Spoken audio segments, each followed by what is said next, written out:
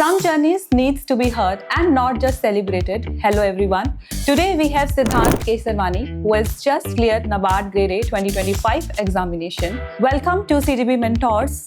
This is Sonika and I'm your host for today and you're watching CGB Mentors. CGB सपनों से selection तक. So ma'am, I felt relieved and that I don't have to prepare again and it has been a long journey. Correct. So I felt it was a good feeling. I felt really nice that I've been through eventually. So, and among those exams, NABARD was one of the best exams or one of the best jobs to get into. If a person is running short of time, then they can bank upon the coaching materials. CGB extensively covers and comprehensively covers the PIB compilation very well, and they filter out the relevant content, so they can rely on that as well. Don't take one exam very seriously. At times prepare for multiple exams, it helps. At times you prepare for NABARD and it could be helpful for the preparation of RPI. You might get an 1 or 2 question edge. Some journeys needs to be heard and not just celebrated. Hello everyone. Today we have Siddhant Kesharwani who has just cleared NABARD Grade A 2025 examination. Welcome to CGB Mentors. This is Sonika and I'm your host for today and you're watching CGB Mentors. CGB सपनों से selection तक. So Siddhant, heartiest congratulations to you first of all, and thank you so much for giving this opportunity that we are having this conversation with you. Thank you, ma'am. Thanks for having me. So Siddhant, this was your first attempt and journeys like this demand a lot. Yeah. So when the result finally came, what was the first thing that came into your mind? So ma'am, I felt relieved and that I don't have to prepare again and it has been a long journey. Correct. So I felt it was a good feeling. I felt really nice that I've been through eventually. I believe the entire journey of 4 to 5 years came like a flashback, right? Certainly, ma'am. Okay. So I wish to give brief introduction of Siddhant. Coming from humanities background, he started his preparation journey from UPSC. Then he shifted to regulatory bodies examination like RBI and NABARD. Along with that, he has also cleared various examinations like SBI, National Insurance, Central Bank Credit Officer. Yes, he cleared it and he didn't join it, right? So coming to NABARD specifically, he reached the interview stage in the very first attempt and missed the mains cutoff by 0.75 marks in the next attempt. And then again in next attempt, he missed the descriptive sectional cutoff in the mains by 1 mark and finally got selected in the year 2025. Siddhant, what kept you moving in this journey? So firstly, ma'am, I started preparation for the NABARD specifically right from 2023. So I had prepared a lot. So one was that sunk cost was there already. I've invested my time, energy and emotions. So that kept me motivated and I thought that I should also give another try because I have already prepared a lot. So that kept me motivated and I also prepared in the meantime other exams.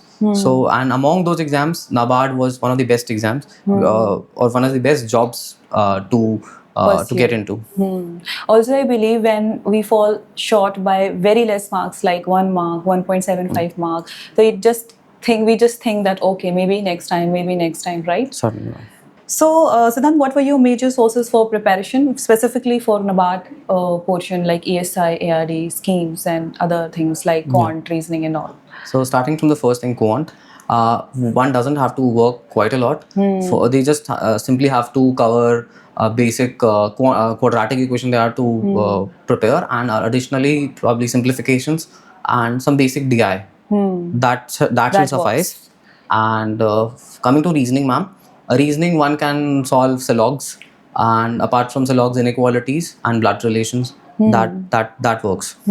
And talking about the ESI, ESI certainly needs thorough preparation. One ESI means like one has to cover economics and social issues. So one has to cover the static portion as well. Correct. The economic history of India. And so one can rely on coaching materials like the coaching material that is given by the CGB. And coming to the current affairs, ma'am, one has to cover the PIB extensively. And PIB is specifically one has to cover ESI, that too with respect to agriculture and rural development. They have written in the Correct. syllabus close to, they ask questions with respect to rural development. So one has to cover certain ministries like Ministry of Agriculture, Farmers Welfare, Ministry of Rural Development, and Ministry of Jal Shakti, Fisheries, Animal Husbandry, Dairy. हाँ जी. These are certain PIB sources one can refer. And if a person is running short of time, then they can bank upon the coaching materials. CGB extensively covers and comprehensively covers the PIB compilations very well, and they filter out the relevant content, so they can rely on that as well. How about ARD? ARD, ma'am, ARD needs has again a very substantial static portion. So one has to again they can't do everything on their own.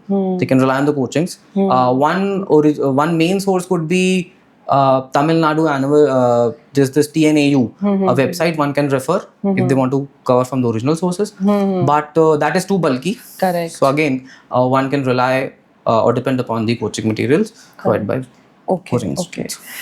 So were there any specific strategies that you followed for both ESI and ARD? Because I believe that they are reciprocal of each other. In ESI, the major portion is heavily inclined towards current affairs, and ARD, it is heavily inclined towards static. So were there any specific strategies that you followed for both the sections? As we all know that for the ESI and ARD both, the syllabus is almost same. It is 100% same for phase 1 and phase 2, unlike RBI. So what was your basic strategy behind that? These were the sources you mentioned, but any specific strategy you would like to mention? So like relying on the PYQs certainly helps. Correct. Like I can give you an example that one can also rely specifically for ARD agriculture portion, that too. One can rely on the AFO questions. They can solve 15-year questions, and probably coachings can also provide that, and the certain coaching which certainly provides 15-year PYQs, or and then they can filter out relevant questions with respect to the syllabus of NABARD. Yes. And because certain questions, like for example, I can recollect one question with respect to that dimension of cages was asked in 2023. It was repeated. It was repeated from AFO 2023 mains. And they can rely on the PYQs. One thing that they can do. Apart from that, they can rely on certain static portions, and they can find as to which topics are more relevant through PYQs itself. Correct. And these are the things, ma'am, with respect to the agriculture portion. So there is also a confusion amongst aspirants ki notes banane chahiye, nahi banane chahiye. Did you make notes? I made notes of the current affairs section, and I didn't make static notes. I relied on coaching institute materials. But if one is running short of time, certainly they should rely on coaching materials. They also filter out and prioritize which are important topics. Okay. So I have always told my students that कई बार बच्चे क्या करने लग जाते हैं, either they'll make entire notes of each and every subject, or they will not make at all. So they have to choose that what is the basic motto behind the notes, and if it is certain facts and figures, and if certain subject is difficult, then they should go for notes. Otherwise, highlighting in the PDFs or the downloaded materials would help. And secondly, he mentioned about the previous year questions of 15 years so that you get an idea, and certainly these questions are repeated, especially for the current affairs, as you mentioned, for the IBPS general awareness. Government schemes play a major role in NABARD, है ना? Absolutely. Both phase 1 and phase 2 heavily inclined, है ना? So how did you prepare that? What was your strategy behind the government schemes?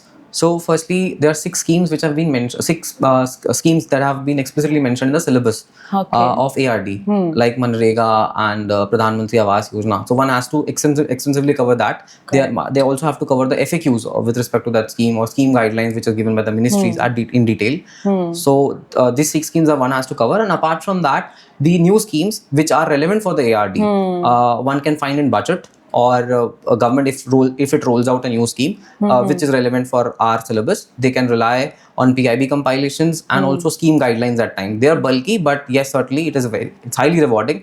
I can quote an instance, like for example in 2024 they asked about Pradhan Mantri PVTG related missions. So one PM question was Janman scheme, yes. So they have extensively asked at length. They have they went into detail about that particular scheme. So if one covers those schemes from any source, that shall work. And first is that one has to rely on conventional schemes which are with respect to the ARD, and also they have to cover the new schemes which are being launched with the government, which are relevant for our syllabus. See, there's a confusion about current affairs कि कितने months का करना है, and especially for NABARD, कहाँ से करे, कैसे करे. So can you quote the average number of months that shall be covered for general awareness? Okay. So with respect to the current affairs, ma'am, one can cover like the conventional GA. For that GA specific portion which comes in prelims, one can cover 1 month with of current affairs with respect to sports, person, and news. That is sufficient because even those 20 in those 20 questions, 10 to 12 questions will come from ESI and ARD current affairs only. So one doesn't have to cover extensively those conventional current affairs. But talking about the current affairs with respect to the ESI, one has to cover at least 6 months of the current affairs. Specifically, these like the PIB. ministries that we have mentioned previously. See, there's also fear about decision making and computer. Yes. As obviously there are qualifying sections, but until unless we are not able to clear, we won't be sitting in the phase 2. Yeah. So they're aspirants are very fearful about this, and I would like to quote my own example that in the very first attempt of mine, I fall short of 0.25 marks in computer, and I basically cleared the entire cutoff by 10 marks. So that was very dejecting for me. Yeah. Can you just quote or highlight something about it, like from where to do and how much time to devote it? So with respect to the decision making, one has to rely on the PYQs firstly. So one can get the broad contours of what all is asked, what all questions are asked firstly, and after mapping that, then one can rely on probably coaching materials, or they can also certain topics, especially biases are difficult to understand, and there are minor or thin line differences between certain types of biases. One can use AI. ChatGPT to figure out the thin differences which are there between similar kind of terms. Yeah. So with respect to decision making, yes, and talking about the computers, ma'am, one can again rely on the PYQs of NABARD, not just NABARD. There are certain questions which are asked in the certain exam where computer is asked. So they can rely on those PYQs as well. And one can, if they do PYQs of those exams like insurance exam, they ask about the computer. So if they rely and if they do it extensively, then I think one is good to go. Yeah. So did you read CGB Mentor's notes about computer and decision making? Certainly, ma'am. It really helped. So then coming to the phase 2 of preparation, you mentioned that you got 41.75 marks in your previous attempt in objective, and that is really impressive because on an average, if you are getting 30 marks out of 50, this is like very good score, but you got 41. Aspirants would definitely want to know the secret or the Raz behind it. Please share your strategy. For example, the important topics, the themes that need to be covered, as they're the highest scoring. And also you can also mention that approach of solving the MCQs, because I believe that it's not only about what you have studied, it also how you approach those questions while solving it. Right. That is why you got such a good score out of 50. Yes, ma'am. So firstly, one has to take risks. So I solved 29 questions out of 30. I left just one question with respect to, it was with respect to the SEZs, the number of operational SEZs which were there. Special economic zones, right? Special economic zones. So I solved a lot of questions. Firstly, one has to take risk. At times one is not sure, and also the questions were difficult. So one has to keep faith that other people also would certainly find it difficult, because probably the level of preparation and the sources could also overlap with other aspirants. So one firstly has to feel confident that the cutoff could go lower when they see tough questions, and then I scored good marks on that very attempt. It was because that the questions were from diverse sources. So some questions from finance were also asked in NABARD. Usually they don't ask finance related questions, ma'am. So one has, because I also prepared for other exams, so it really helped me to score good marks. So the first thing is that they have to solve lot of questions, and apart from that they have to cover schemes extensively. At times one can also rely on PIB.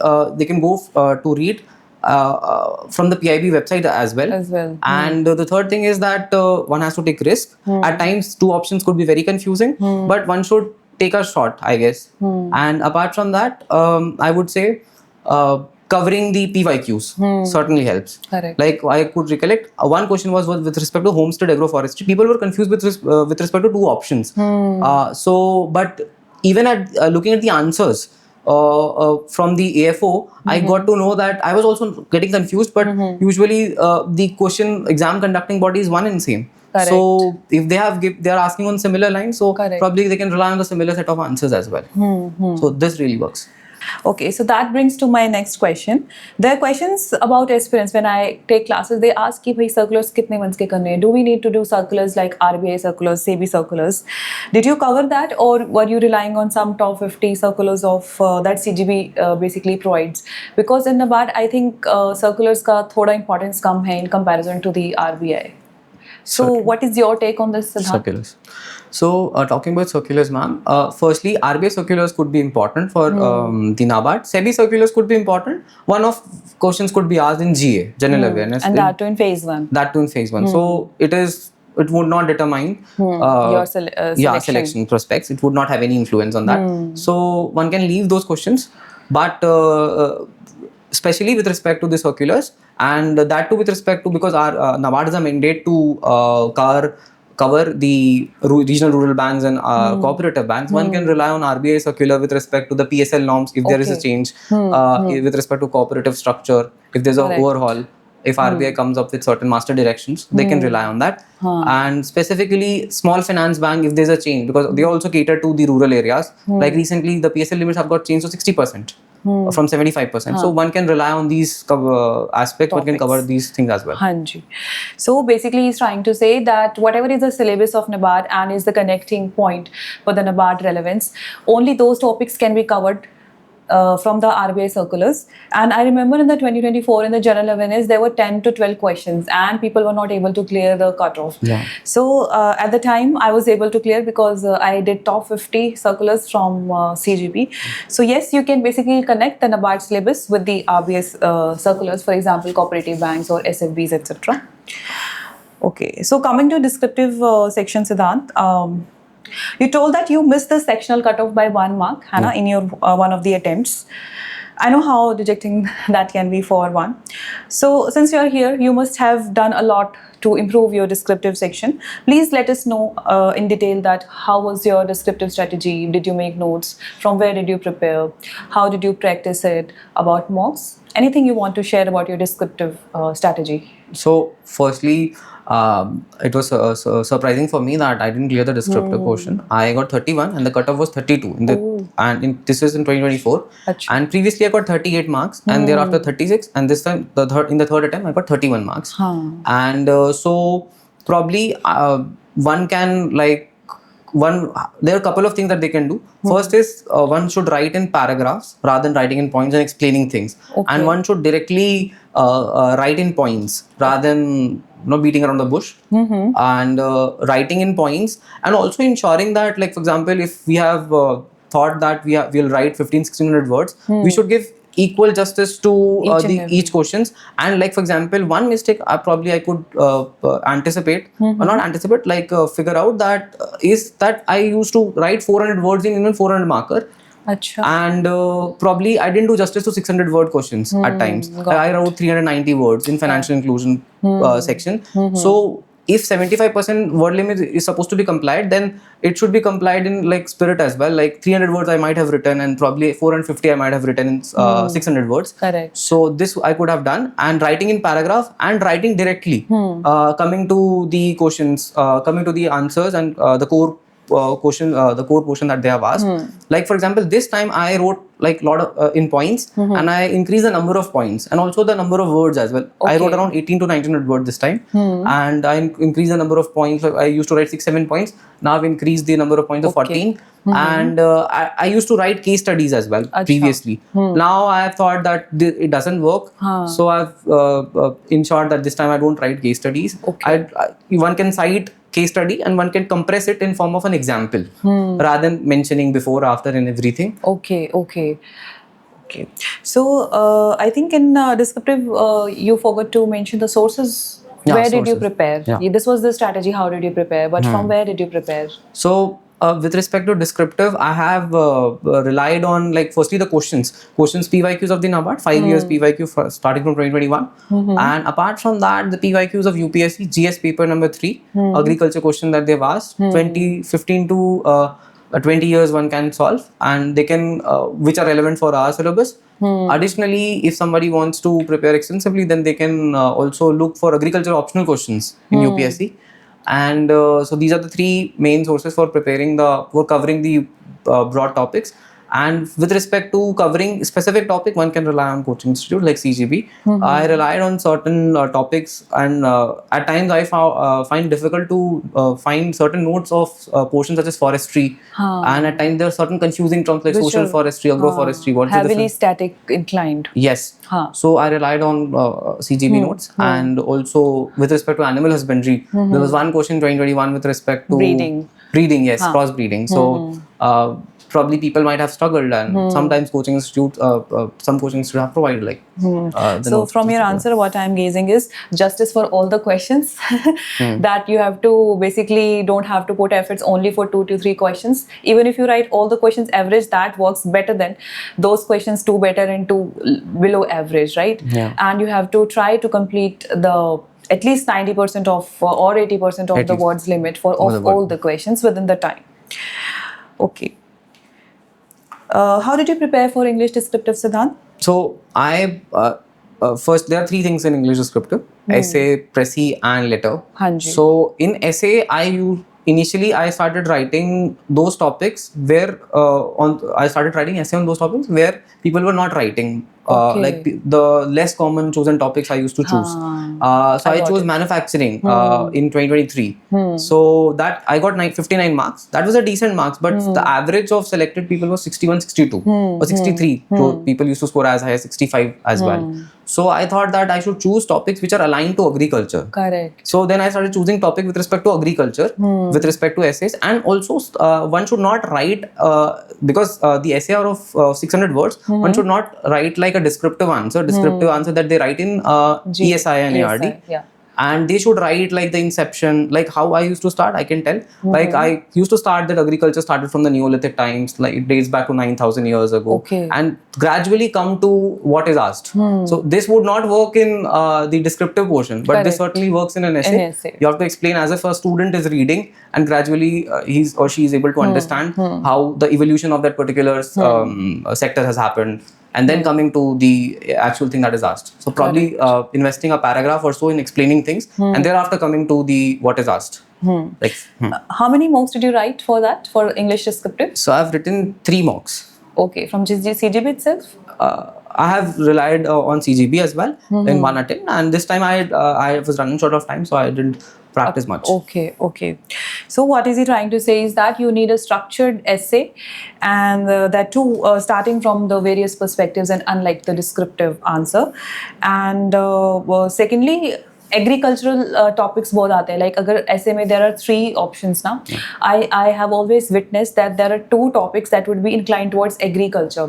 And people think that we should write on that essay that is less written. I used to think the same, but I've always written agriculture on that part. That's what you're saying, Hannah? Yeah. Because since the exam is of NABARD, and it would be better to write on agriculture, rural development, women empowerment, considering the syllabus of NABARD. Okay, Siddhant. Okay, in your biodata, you mentioned that you were reluctant for this exam initially, considering its inclination towards data, facts and figures. And I'm very sure बहुत सारे aspirants को ये issues आता है, data कैसे learn करे, facts and figures, and especially when they're transitioning from UPSC, है ना? Because उसमें बहुत सारे concepts होते हैं. So I'm sure so many aspirants face obviously this. How did you manage that? So initially, when I saw the previous year paper, I was like, I cannot prepare for this exam because this is like data heavy exam. I can't mug up so much. But like when I watched one of the video of the chief general manager, and she told at length about how NABARD function, what is the compensation structure and everything. So she also touched upon the inception of NABARD. Then that's how I got interest. And also there are certain topics like climate change, ecology and climate change, and forestry. These are some topics which I also covered during my UPSC preparation. So I felt that I have natural inclination towards such topics. So I started preparing, and with respect to data, eventually one after reading 2-3 times, one doesn't have to consciously remember, but it gets it gets stored in our muscle memory at times. If you read or revise couple of times, you don't have to consciously remember, because there are options which will anyway it will be there. So one has to simply tick on those options. So one doesn't have to consciously ensure that they remember and the certain data and facts. And I believe revision is also one of the important factor in that scenario. Yes. Hana, because keeping it, revising it, and the other is basically solving MCQs. Because when we just read, there are various facts and figures that will just get mixed. But while solving MCQs, it helps. Yes. And one additional thing that I could mention is that, for example, there are multiple data one is supposed to remember with respect to ranking. So what I used to do is that I used to make my own notes. Let's say you relied on a coaching material, but it would, like, for you to remember, you can make your own notes, and like and segregate in like first in which all products India is ranked first. Correct. So you can rank 1 to 10 according to you can customize it, and you can, it is easy for us to remember if you try to arrange data in ascending or descending order. So how was your interview experience, Siddhant? Could you please highlight anything which you want to share, especially this time it was offline and the transition हुआ उनका online से offline, thankfully. So how was your experience? So it was a good experience, ma'am. And this time, what I changed, I gave interview in the first time as well. So this time, I read at length about the NABARD work in my state. So every time they used to ask some questions, so I used to quote an example, cite an example from my own state about the NABARD interventions. So they asked at length about the FPO and how NABARD is, what NABARD is working for the productivity in agriculture sector, and what are the benefits of state formation, and some Wadi projects which I mentioned. Correct. So I had some stint in with an NGO who was involved in Wadi project, so I mentioned in the DAF as well. So then they were not asking questions, so I had to highlight that I had a brief stint in this particular NGO which was supported by NABARD, and I mentioned that also one can quote various facts and to showcase the amount or the magnitude of change through the NABARD intervention. Like I quoted that the per capita income because of the intervention through Wadi has increased to from 20,000 to 80,000, which is 4-fold increase. So try to highlight the change as well, and quote examples from your state, and try to quote examples, and also extensively cover the annual report. And also prepare DAF nicely and I'll try to align it with NABARD's mandate. One can do certification. Some people have done certification from BIRD as well to show their highlight their interest. And I did some stint in college time during college time with an NGO which was supported by NABARD. So this is something which one can do to showcase their interest. See, you have given online also and you have given offline also. What was the difference, if you could make it, see what is the difference between online and offline interview? Was it more good offline?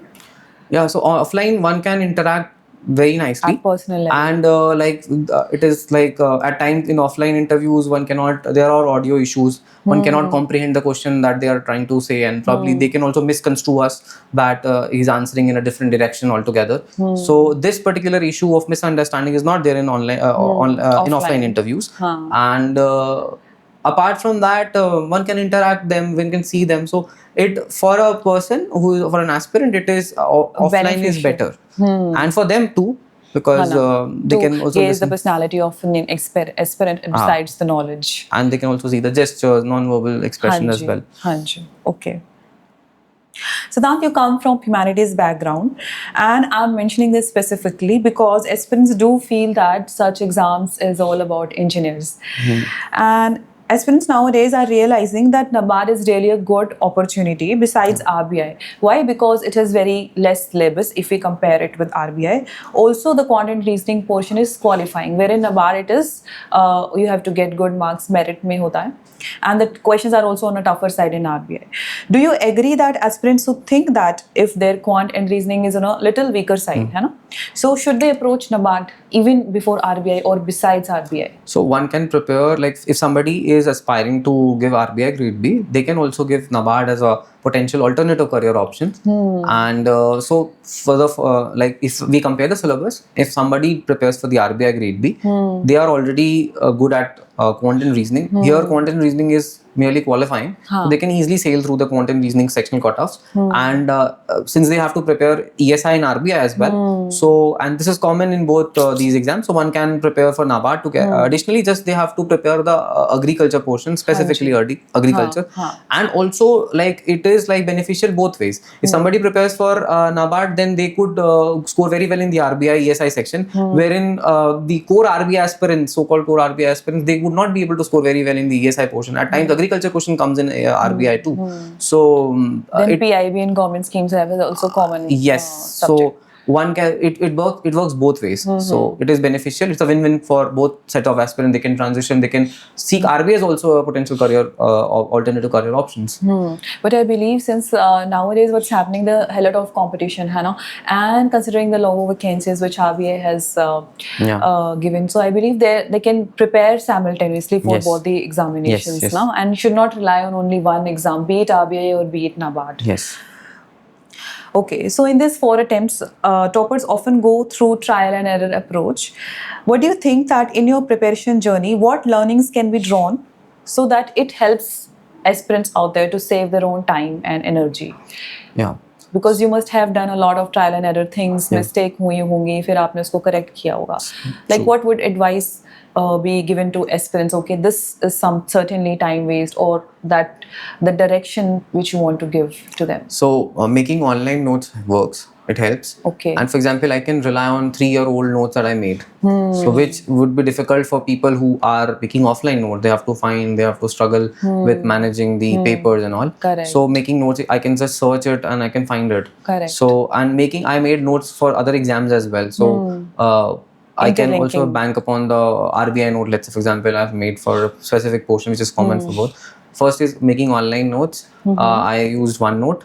And apart from that, I also purchased YouTube Premium subscription. So at times, one waste time in watching ads and also it helps. And using AI as specifically ChatGPT, it helps. This time I used for understanding topics which have very thin line differences, like in forestry specifically, and also extension. I was not able to understand the difference between the rule of KVK and ATMA. Okay. So trying to understand using AI. First is using AI, using extensively YouTube, and also at times we find certain terms are different and difficult to understand, so one can rely on AI. And apart from that, with respect to productivity, one can also or time management. Time management for time. I used to read multiple subjects in a day. So what happens is that if I read one particular subject in a day, that I'll feel bored, and there's a drop in productivity of a human being. If one does that same repetitive thing again and again. So I used to divide time, and I used to assign time for phase 1, phase 2 when the notification is around the corner. So I used to prepare for both phase 1, phase 2 together, and like also segregating it in ESI and ARD. At times, certain topics we don't like reading. Like for example, agriculture was difficult for me to understand and also remember. So much facts and data were there, and which we were not used to. So probably assigning an hour to that particular section and doing it for like 30 days could really help to finish it. And also doing one interesting subject, if you like certain subject, clubbing them together helps to ensure that everything finishes. But the unfortunate part is that times people say that they don't get the feeling of finishing like the topic. It takes long time to finish a particular topic in this, like my way of studying, but eventually I cover both of them and holistically, and it helps. At times one can also find intersectionality common. One can utilize like certain learning from a particular subject A and utilize it in subject B, and it works both ways. Siddhant, your journey of missing the cutoff, Hannah, in these 3 attempts. So it was like missing the hit on the wall by 1 meter. And then restarting it again is definitely quite inspirational.